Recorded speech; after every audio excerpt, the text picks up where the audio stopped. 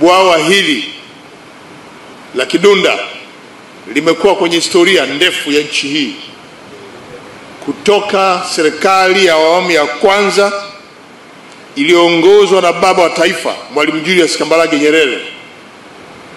Katika kipindi chake cha uongozi alitamani kuona bwawa hili likichimbwa, likijaza maji na maji yakitumika.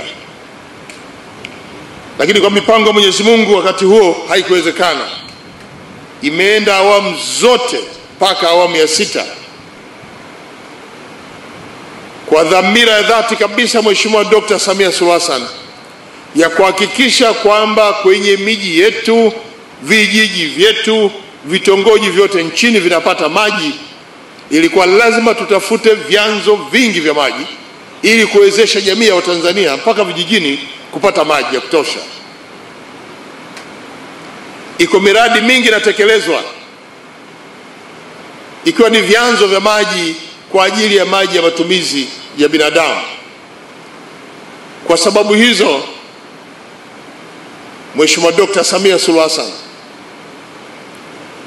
ameamua bwawa hili lichimbwe na lijengwe, litoe huduma ya kupeleka maji. Amefurahi kusikia utekelezaji mmeshaanza na kazi inaendelea. Ana matarajio makubwa kwamba mtaendelea kusimamia mradi huu ili matokeo tuyaone na wananchi washuhudie. Bwawa la Kidunda nimelitembelea na tayari nimeshaweka jiwe la msingi.